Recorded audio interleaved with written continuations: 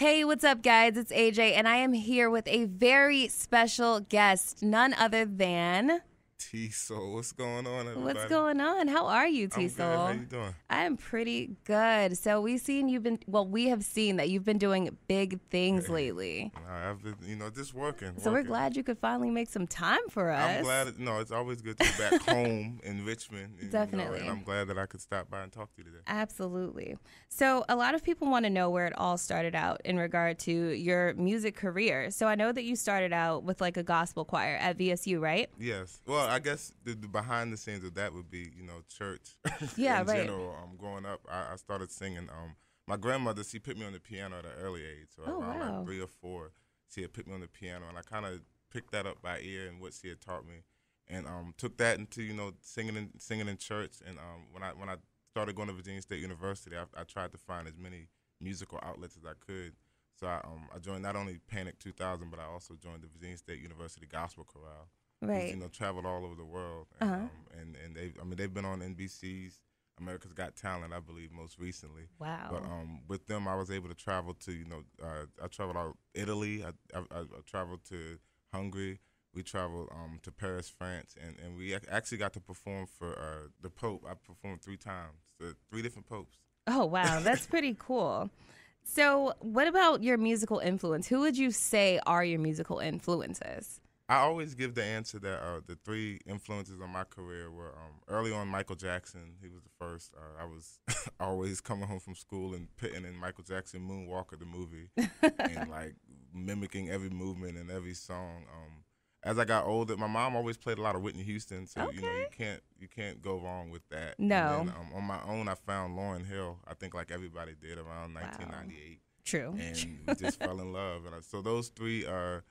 As far as artists are concerned, I look at their careers as artists, and I just respect it. And I try to, do something that can be as great as either one of those 3 people. Yeah. So I always thought you would have like a little bit of Alicia Keys in there, with the piano she definitely thing. An influence. She influenced piano too. One of the first projects that I learned how to play this kind of completely was her first album, Songs in A minor. And one thing about meeting her and going through that whole voice experience with Alicia Keys was that I was able to let her know how much, her career means to my career. And it kind of came full circle when one of the performances I had, she said she wanted to see me singing more on the piano and was excited to see me on the piano. Just that statement alone coming from her mouth validated a lot of the stuff that, I endured growing up with the piano.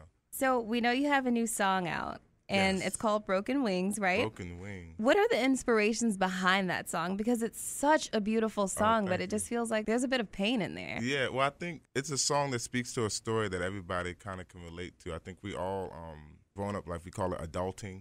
Right. Yeah. We all kind of learning to fly with broken wings. Nobody really has all the answers, and nobody really gets it right the first time. But we all, like the bridge says, we all jump first, and then we believe, and things kind of happen. But it's a song for me that, coming off of, The Voice, it's the perfect song to speak to what my situation is now. Right. I'm out here, doing it and flying out here with broken wings. That song, for me, so many people have came to me and told me how that song speaks to them for different situations.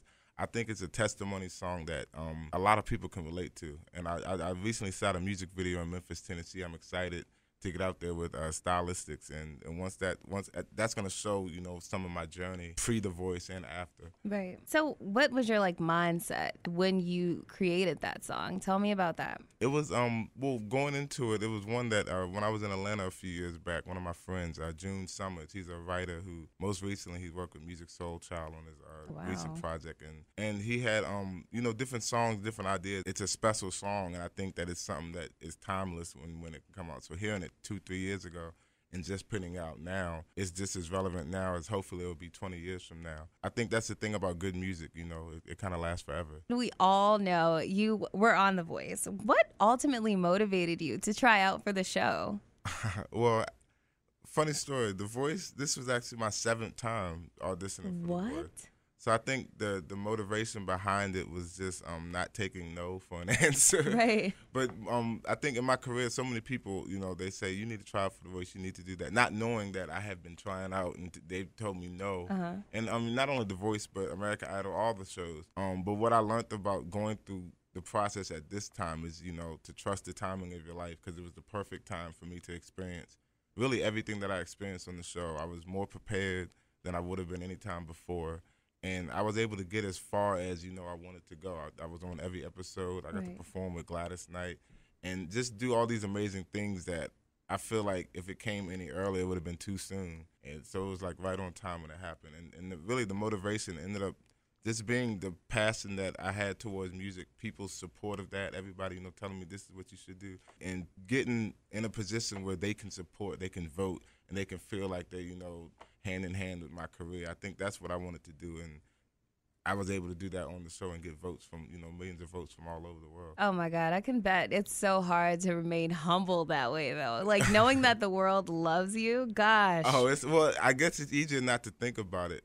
I kind of take it day by day with music things, and it's so much that I want to do, as far as with my gift, and want so many songs and ideas I want to get out. I don't really have time to, I guess, ever really get big-headed about it. I keep the right people around me that, let me know what's up. This gift was given to me, by God for a reason. I feel like it's my job to share it and put it out there to the world. So during the blind auditions, I noticed that only Blake and Adam Levine turned around. Yes. Hypothetically speaking, had all 4 judges turned around, who would you have picked? Would you still have been, gone Team Blake? I would have still been Team Blake. Blake Shelton is the best coach ever. I'm going to tell you why.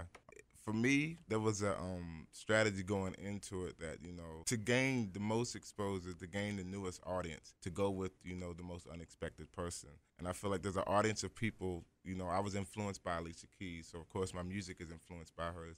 So there's an audience of people who listen to Alicia Keys who would already know who Tsoul is or kind of come across them on my own. Right. But I feel like people who are Blake Shelton fans, they would have never known who Tsoul was if he didn't come through and, select him. And I really knew that country music and soul music are so well connected. I knew that going with Blake, he would pick all the right songs for me to allow me to be me throughout my whole time on the show. Okay. And that's exactly really what happened.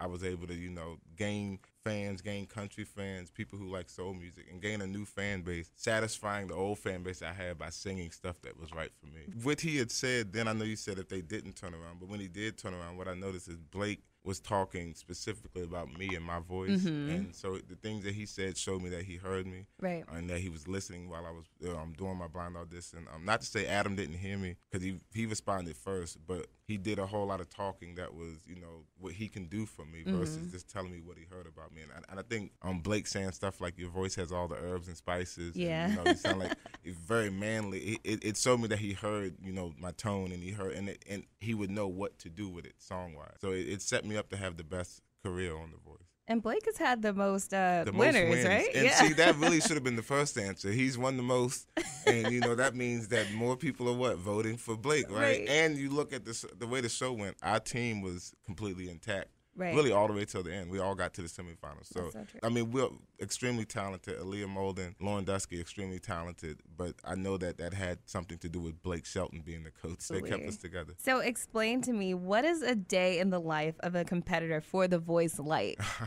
Those days, it really, I say The Voice was the ultimate artist. A lot of people I met, some of them, they say they've never been on a stage before. The blind audition was their first time performing on stage. Wow. So what I saw the process doing to them was getting them ready to be this for the rest of their life, be a performer. I mean, you got to get up early, you got to rehearse, you got to practice your songs, you got to go through stylings and what you should wear and what you shouldn't wear, and you got to, all the things that as an artist independently I was doing for myself, it kind of put somebody else in the position to where I could just be the artist and do that. And it was the ultimate artist development. You go out there and you sing live on TV that night, so you know if it works or if it doesn't work instantly. I felt like it was the ultimate artist development. Our schedule started early and they ended late. Right. And especially show days. Show days were interesting because we're live on TV at night, so we got to get up and we got to get ready early and go through the process of doing a dress rehearsal and doing it, and then we do it again live on TV. Yeah.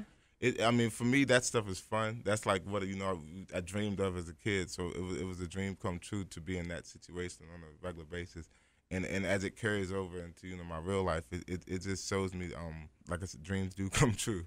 So I know there's some things you can't say, but tell me what goes on behind the scenes, the stuff that viewers don't get to see. Like, are y'all back there, yelling at each other and I can't stand you? Like, no, it is furthest from that. What I loved about this show is it's not only a family show, but behind the scenes, it's family oriented. Like it's people in the staff that are still cool people with us. It's throughout the cast. I mean, we're friends for life. Like I mean, people are getting married and we're gonna be at their weddings, and you know, it's that type of relationships. It's kind of like college, I guess, all over again. We go there because the process. I mean, being in it throughout the whole time, it's it's months and months out of your life that are being consumed with these same people, and so like it comes to a point where you're really sad when people gotta go home. Or you're really, I mean, it's a competition. You don't want to go home, but you really don't want to see nobody else go home either. And I think that family environment of it just made it to where we all supported each other. It was always, I mean, we all were the only ones that knew what everybody was going through. So we could see each other on certain days and know somebody just might need a hug just because it's been a long day. And we were there to, to provide that. I think that family is a big word that like The Voice family is really something. From the outside in, you see it and you're like, oh, that's TV. Are they really that cool? Now that I've been inside it, yes, they really are. Like, we really are friends for life. Let's talk about the semifinals. So ultimately, why do you feel like you were eliminated during the semifinals? And if you had have changed anything, what would it be? Or what changes do you feel like you could have made? I have no regrets in that regard. I really don't think I would have changed anything.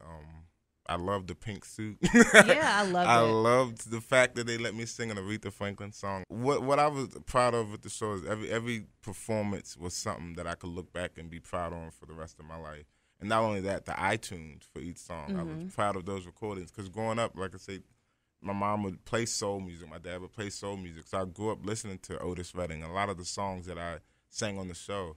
And to have a version out there that, the newer generation is kind of singing along to, it's like I'm bridging kind of the gap that my parents bridged for me growing up. It was more of a personal thing for me to where when it was time to go, it wasn't a thing where I was sad or, oh, my God. It was really like, okay, time for what's next because, and also making it that far. The finale was next week, so I was excited to see what was going to happen, how we were going to be a part. I was able to sing with Gladys Knight. That semifinal night was one of my favorites because I got to perform a duet with Jesse, and we sang a Stevie Wonder song. And for me personally, Stevie Wonder's birthday was that same week, so it was like a full circle thing going on there to where I didn't really have no regrets. I think on the elimination day, I was actually like dancing and kind of like. And it was cool. Blake had some, very nice words for me, and he keeps in contact. For what it was going to come to an end that final week. So we knew that, it was the journey that we had all been was coming to a close for everybody.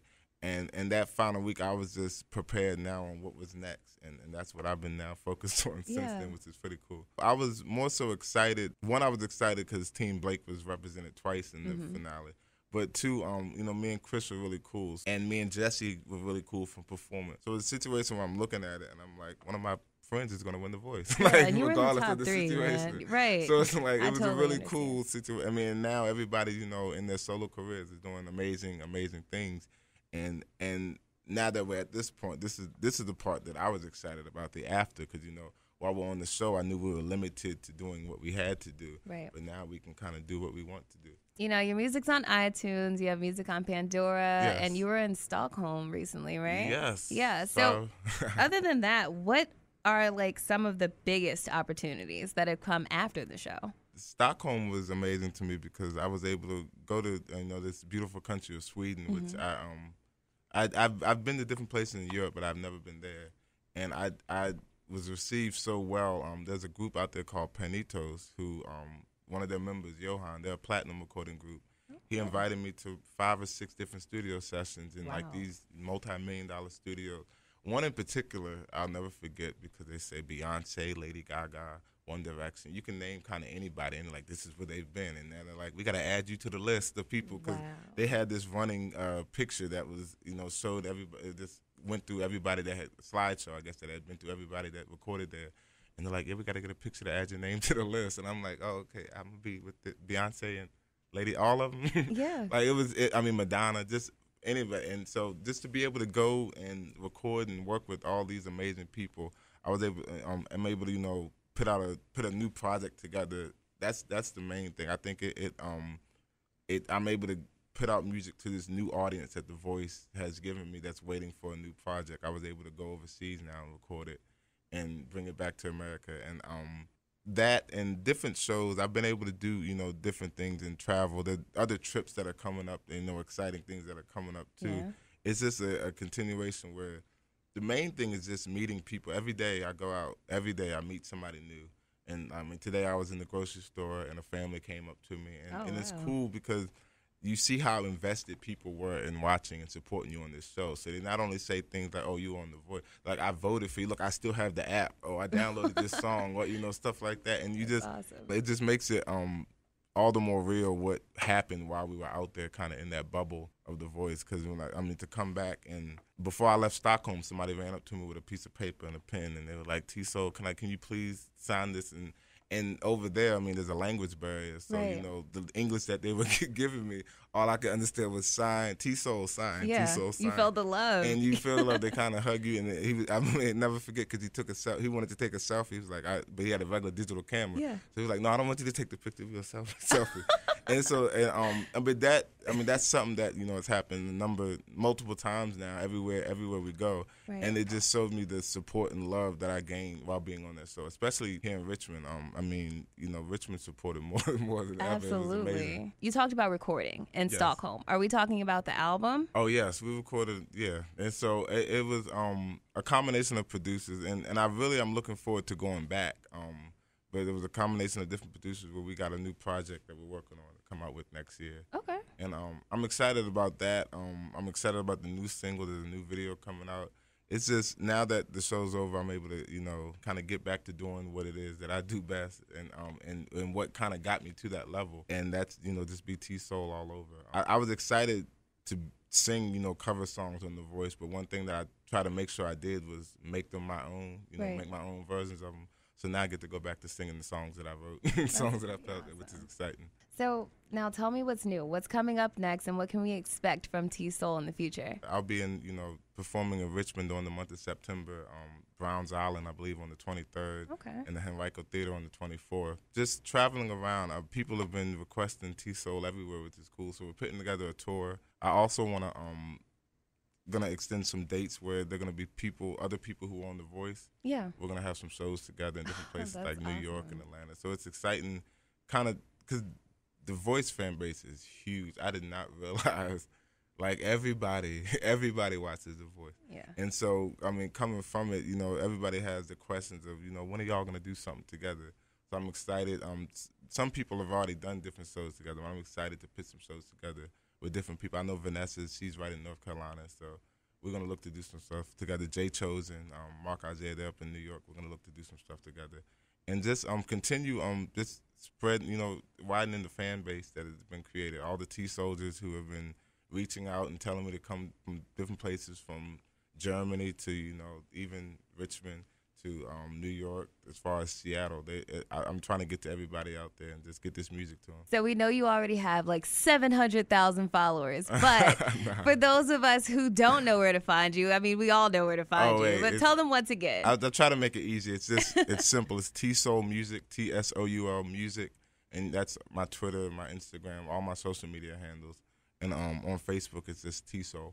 Awesome. Well, thank you so much, Tsoul, for stopping by. It's always good to have you. Yes.